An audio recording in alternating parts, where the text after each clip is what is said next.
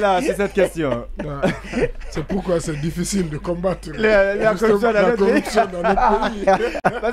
Parce que, voilà. C'est dommage. Bon, vous savez, et justement, la fonction publique, c'est un bon exemple et c'est une illustration parfaite justement de la difficulté de combattre en réalité certaines pratiques qui perdurent dans notre pays.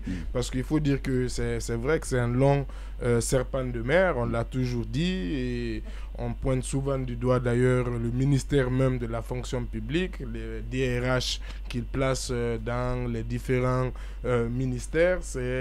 Et effectivement, tout ça a été dû normalement à deux choses. D'une chose, il n'y avait pas du coup la biométrie, et aussi il y a aussi cette question de fichier, parce qu'il y avait la fonction publique qui avait un fichier et il y avait le ministère du budget qui paye les fonctionnaires qui avaient aussi un autre fichier. Et entre ces deux fichiers, il n'y avait pas de concordance.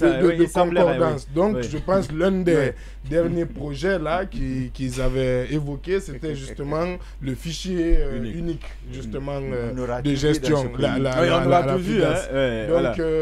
Donc, il est vrai que d'abord, le département doit communiquer. Je pense que c'est important. Communiquer sur les chiffres, exactement. Important. Parce que c'est vrai, on parle de 13 000 personnes qui n'arrivent pas à avoir qui vont peut-être être privées de salaire. Maintenant, sur combien de personnes qui ont été recensées? Pourquoi ces 13 000 personnes n'ont pas été recensées? Est-ce que c'est imputable à l'administration? Est-ce que c'est imputable aux concernés? Parce que je sais quand même qu'il y a eu beaucoup de communication sur de deadline en amont et de deadline sur le fait que les agents vont passer pour recenser et pour également même prolonger parfois ces délais de recensement. Oui, mais est-ce qu'on ne pourrait pas faire comme le fichier électoral, c'est-à-dire il y a le pré-affichage, n'est-ce pas, Mbonné? Il y a le pré-affichage qui permet, vous venez regarder, et puis, donc s'il y a des remarques et suggestions, vous partez vers un service, et c'est tout de suite rectifié, vous avez la liste, on va dire, définitive. Justement, en tout cas, ça n'a pas été un processus où je pense ils viennent, vous n'êtes pas là, on met votre liste sur le noir, c'est fini, rien à voir.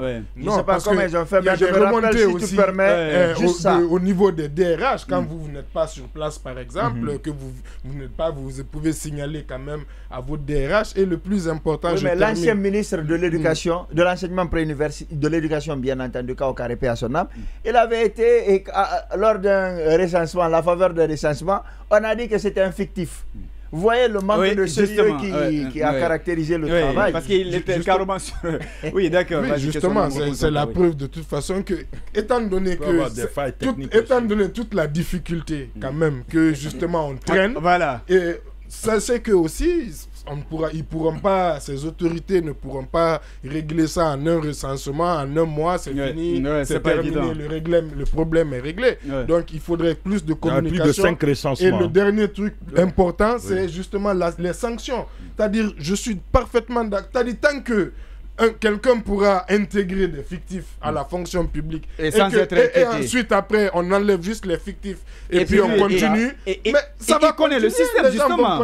Mais bien sûr, ils vont changer de système. Donc il faut, et c'est en ça qu'on attendait quand même des institutions judiciaires justement qu'elles soient un vrai appui à la lutte contre la corruption, c'est de sanctionner durement les corruptions aujourd'hui quand elles sont faites au ciel ouvert. Mais entre la justice, entre l'agence qui est censée lutter contre la corruption, je ne sais pas trop ce qui se passe dans cette lutte. En tout cas, la CRIEF, à un moment donné, comment on appelle l'agence? C'est vraiment dommage. L'agence de lutte contre la corruption. C'est même épinglé à la corruption.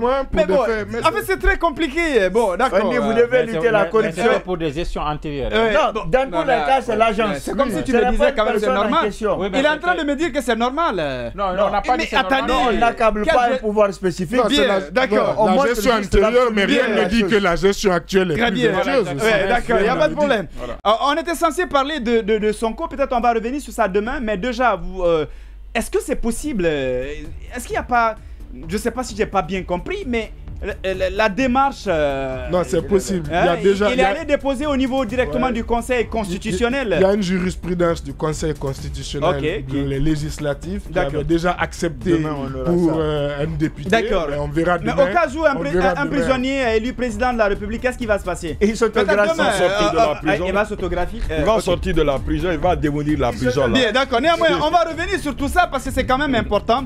Et au-delà de tout, il faut préciser que l'État, à l'espèce, n'a pas prévu une ligne, en tout cas pour l'organisation des élections en 2024, alors que le retour à l'ordre constitutionnel était prévu donc cette année. On va donc analyser cette situation et puis on aura d'autres sujets à débattre dans cette émission et pourquoi pas joindre Sékou Koundounou qui vient, enfin il y a Mouktar Diallo qui vient de mettre son pied dans le plat. Il tire sur pratiquement le FNDC mais également l'UFDG. On reviendra sur ce sujet si tout va bien demain dans cette émission On est politique.